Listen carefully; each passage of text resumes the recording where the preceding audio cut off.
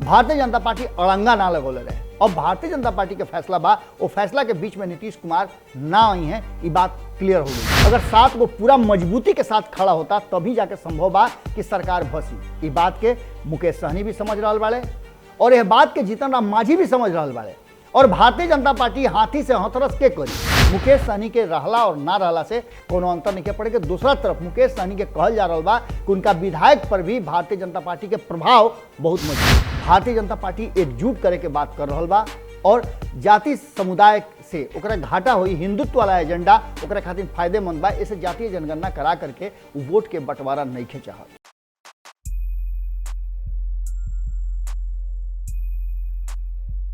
बंजर जमीन के प्यास हो कविता, बंजर जमीन के प्यास हो कविता, सांच जिंदा बा ई विश्वास हो कविता, सांच जिंदा बा ई विश्वास हो कविता, बेजुबान के आस सांस हो कविता, बेजुबान के आस सांस हो कविता, देखे उ लिखे बड़ी खास हो कविता। कविता दिवस के, विश्व कविता दिवस के आज रुआ लोग से बहुत बहुत बधाई, हियरा से अभिनंदन। और लेखनी एक ऐसा चीज़ बा जो रुआ के विश्वास दिलवावेला और हमनी के लगातार ये प्रयास कर ले जा कि हमनी के लिखला से, पढ़ला से, बोलला से रुआ लोग के फायदा होके, ना कि घाटा होके, और ना केहू से बायस होके लिखी जा। हमेशा रुआ खूटा टोक पर देखले हो कब कि हमार प्रयास रहेला कि हम उहे बात रुआ लोग के सामने रखी जौना से सीधा रुआ संबंध बा। आज भी ऐसने विषय लेके आइल बानी जौन बिहार के राजनीति से जुड़ल बा और बिहार के राजनीति में खास करके यह बात से और ज़्यादा जुड़ल बा कि कहीं ना कहीं एक असर अगर राजनीतिक उथल पुथल होता, अगर कोनो तरह के परिवर्तन होता तो एकरा असर से रुआ वंचित ना रह सकीले। बिहार में एक बार फिर से आंकड़ा के जुगाड़ होखे लागल बा, एक बार फिर से आंकड़ा के जुगाड़ खोजाए लागल बा और ये बात के कहीं ना कहीं भीतरे भीतर तैयारी हो रहा बा कि भाजपा संगे उखाड़ कबार हुई। ये पूरे विषय पर रुआ अलग अलग लोग के बयान सुन ले हो, बात सुन ले हो, लेकिन भीतरिया बात ही बा कि कहीं ना कहीं भारतीय जनता पार्टी के उखाड़ल वर्तमान परिस्थिति में थोड़ा सा मुश्किल काम बा। हालांकि असंभव नहीं है, ये बात के लेकर के लगातार प्रयास भी हो रहा बा। जब कांग्रेस के इतना लंबा समय के बाद, एक लंबा विरासत के बाद उखाड़ल जा सकेला तो भारतीय जनता पार्टी के भी गोड़ी उखाड़ दिया तो कोनो बड़ बात ना हुई। एकरा खातिर एक खाली फिर से अपन ईगो कहीं ना कहीं सहित देवे के पड़ी, तब जाकर के ई मामला फरियाई। शरद यादव के रुआ सुनले होखब, शरद यादव पुरान राजनीतिज्ञ हवे और भले बिहार के मन ना होकस, लेकिन बिहारीपन उनका में साफ झलकेला और देश के अलग अलग वक्त पर सेवा देले बाड़न। और इतने ना, बिहार में उनकर एक लंबा शोर बा जना के कबार के उनका के जड़ से तूड़ल खत्म कईल असंभव बा। शरद यादव के समर्थक उनकर साथे रहे वाला ना, उनकर विरोधी भी उनकर समर्थक हवे, कारण कि राजनीतिक रूप से बड़ा अखड़ राजनीति कैले और सदन में भी जब जब रहले तब तब वो खूब जम करके अपन बात देखौले और देश के नया दिशा देले। कभी एनडीए के वो करता धरता होत रहन, उनका देख रेख में एनडीए चलत रहे और एकरा के लेकर के वो पूरी तरह से कैलकुलेटेड रहन, कभी भी जदयू के डाउन ना होके देले, हमेशा भारतीय जनता पार्टी पर जनता दल यूनाइटेड के ऊपर रख ले। ये बात के लेकर के शरद यादव भले ही आज राष्ट्रीय जनता दल के सदस्य हो गए लोकस, लेकिन एक लंबा समय उनकर बीतल बा कहीं ना कहीं नीतीश कुमार के साथ और भारतीय जनता पार्टी के साथ। ऐसे भारतीय जनता पार्टी और नीतीश कुमार के हर गुण से अवगत बाड़न, जानकार बाड़न। और ये बात के लेकर के लगातार शरद यादव 2017 में जदयू से अलग भई रहन। काहे भई रहन इरुआ जानता नहीं। शरद यादव के अलग होके के कारण रहे कि नीतीश कुमार एक खाली फिर से एनडीए में चल गई रहन और यह बात से कहीं ना कहीं इत्तेफाक ना रखत रहन शरद यादव। शरद यादव जनता दल यूनाइटेड के राष्ट्रीय अध्यक्ष रहन और वह जानता नहीं कि नीतीश कुमार से अगर केहू उनका मन के खिलाफ उ जौन कह दिले ओकरा से तनिक भी इत्तेफाक नहीं के रखत तो वो जदयू में ना रह सकेला। ये भइल और शरद यादव के बाहर होके पड़ल, वो अपन अलग से पार्टी बनौले एलजेडी। आज ओकर विलय कहीं ना कहीं राष्ट्रीय जनता दल के साथ हो गई बा। और एकरा पीछे बहुत सारा जानते बानी कि जब मिलेला जुले आदमी तो समझौता बहुत तरह के होला। आगे के समझौता का बा, कारण कि रुआ याद हुई कि जीतन राम मांझी दिल्ली गए रहन तो शरद यादव से मिलले रहन और आग्रह कैले रहन कि शरद यादव के राज्यसभा भेजल जाओ, उनकर कमी खली। एक लंबा समय 1997 में जब जनता दल के अलग अलग खंड भइल तो शरद यादव वो खंड के हिस्सा रहन जौन कि राष्ट्रीय जनता दल से अलग रहे। इस सारा बात के लेकर के जब बिहार के राजनीति आगे बढ़ रहा बा तो वर्तमान परिस्थिति में जौन विधानसभा में आंकड़ा बा और एकरा के शरद यादव के बात हमेशा कहनी है कि शरद यादव एगो बात कहले है कि जितना भी समाजवादी नेता बाड़े और समाजवादी नेता के तमगा नीतीश कुमार के मिल चुकल बा भारतीय जनता पार्टी के तरफ से। और शरद यादव यह बात कहले है कि जितना भी समाजवादी और समान विचारधारा के लोग बा वो सब लोग के भारतीय जनता पार्टी के विरुद्ध एकजुट होके के पड़ी, सारा मैल जौन बा उ धो के फेंक देवे के हुई और तब जाकर के भारतीय जनता पार्टी के जौन की आरएसएस के एजेंडा लागू कल चाहत रुए ओकरा के अलग हटावल जाए सत्ता से। अब एकरा के प्रयास के लेकर के पहले शुरुआत बिहार से हो और बिहार में शुरुआत लगभग हो चुकल बा। भले ही नीतीश कुमार चुप्पी सधले बान, लेकिन नीतीश कुमार भी मौका के इंतजार करता, कोनो मजबूत खूटा उनका भेटाओ तो ओकरा के लेकर के वो आगे बढ़ सकेले।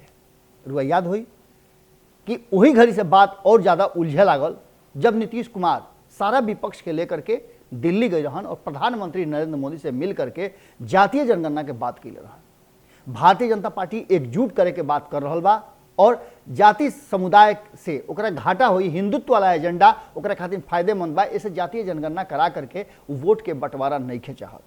बिहार में जहाँ एक तरफ एमएलसी चुनाव जो स्थानीय निकाय से बा ओकर गूंज पूरा चल रहा बा, वही बीच में एगो बोचहा सीट जौन की माइलस्टोन साबित होके जा रहा बा।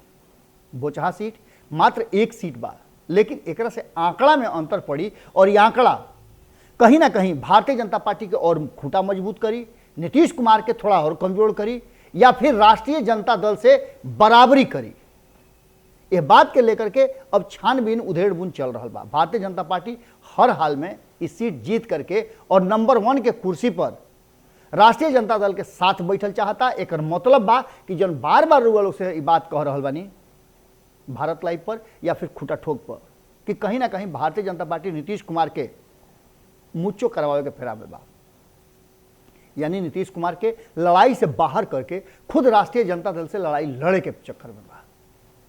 यह कारण बा कि नीतीश कुमार चुपचाप बा। नित्यानंद राय के आकर के नीतीश कुमार से मिलना, होली के बधाई देना, लेकिन यह बधाई संदेश के साथ साथ और भीतरिया जो बात बा वो बात स्पष्ट बात के तरफ संकेत कर रहा बा कि नीतीश कुमार के इस संदेश दिहल गई बा कि मुकेश सहनी के साथ खड़ा नहीं के होके के। ये बात से और ज्यादा साबित होता कि जब मुकेश सहनी नीतीश कुमार से मिले जाता है तो नीतीश कुमार एक शब्द पर नहीं खन बोलत। हालांकि उनका पार्टी के अन्य नेता चाहे ललन सिंह होकस या उपेंद्र कुशवाहा होकस वो जरूर बोल रहे हैं। दूसर का तरफ एनडीए घटक दल में शामिल एक और दल अगर आज मुकेश सहनी के पास अतना सीट रहित कि वो सरकार गिरा सकता रहे तो रुआ देखती कि सरकार गिर गई रहा, भस गई रहा। आंकड़ा के अगर बाजीगरी के देखी तो 74 सीट पर 243 संख्या वाली विधानसभा में, बिहार विधानसभा में 74 सीट बीजेपी के पास बा, 45 सीट बड़ुए नीतीश कुमार के पास। एकरा अलावे एगो सीट निर्दलीय के भी प्राप्त बा और सब मिला के 120 गो हो जाता। बाकी बचता 2 गो दल जिनका कंधा पर इस सरकार चल रहा बा। आंकड़ा 122 के बा और जीतन राम मांझी एमे शामिल रहता रहे तो 124 होता, यानी कि आंकड़ा पार कर जाता 122 के। अब ऐसा स्थिति में मुकेश सहनी के रहला और ना रहला से कोनो अंतर नहीं पड़ेगा। दूसरा तरफ मुकेश सहनी के कहल जा रहा बा कि उनका विधायक पर भी भारतीय जनता पार्टी के प्रभाव बहुत मजबूत बा। ऐसा स्थिति में कहीं ना कहीं सरकार गिरे के स्थिति नहीं है। अगर बोचहा सीट भारतीय जनता पार्टी जीत जाता तो ये आंकड़ा 121 हो जाई और मात्र एगो के जरूरत पड़ी जौन की केहू से पूरा कर ली, कहूँ कभी पूरा कर ली। ऐसे सरकार 2025 तक कहीं ना कहीं अगर नीतीश कुमार नईखन चाहत एनडीए से बाहर भइल तो सरकार चलावे में भारतीय जनता पार्टी के कोनो दिक्कत नहीं। और नीतीश कुमार काहे चाहिए? नीतीश कुमार वो मौका के इंतजार जरूर करी हैं जो मौका पर उनका सीधे तौर पे एक से बढ़िया ऑफर मिले। नीतीश कुमार के राजनीति के हमेशा से रहल बा कि वो ऑफर पर ध्यान देवेले और बेहतर माहौल में अपना के ढाले ले, चाहे वो 2013 होके या फिर 1990 से लेकर के 2005 तक के उनका राजनीति हो गए, या फिर 2017 में उनका वापसी कर लेवे के होके। नीतीश कुमार अक्सर सुविधा परक राजनीति कर ले और अपना शर्त के राजनीति करे ले, जौना में उनका का फायदा होता एकर कैलकुलेशन जोड़ घटाव जरूर करे ले। दूसरा तरफ अगर देख ली तो 122 के आंकड़ा कहीं ना कहीं पूरा करता रहे और एकरा के पूरा करे खातिर मुकेश सहनी के जीतन राम मांझी के साथ बहुत जरूरी बा। बिना उनका साथ के इस सरकार भसीना, और अगर भसावल चाहत भी बाड़े तो उनका तीनों अपना विधायक के पूरा व्यवस्था के साथ अपना साथ टाइट रखे के पड़ी, जो उनकी संभव नहीं लागत वर्तमान परिस्थिति में। ये चलते मुकेश सहनी के लगे रास्ता बहुत कम बा। अब आगे का हुई ये तो वक्त बताई, लेकिन जब दूसरा तरफ आंकड़ा रुआ देखा था नहीं तो आरजेडी के 75 गो, ओजे कांग्रेस के 19 गो, वाम दल के 16 गो, और अगर AIMIM के मिला ली तो 5 गो सीट उनको होता तो 115 होता। इनमें 7 गो घटत रुए और 7 गो उन्हें प्लस बा, यानी 4 गो उन्हें और 3 गो VIP के। इस 7 गो अगर 7 गो पूरा मजबूती के साथ खड़ा होता तभी जाके संभव बा कि सरकार भसी। इस बात के मुकेश सहनी भी समझ रहा बाड़े और यह बात के जीतन राम मांझी भी समझ रहा बाड़े।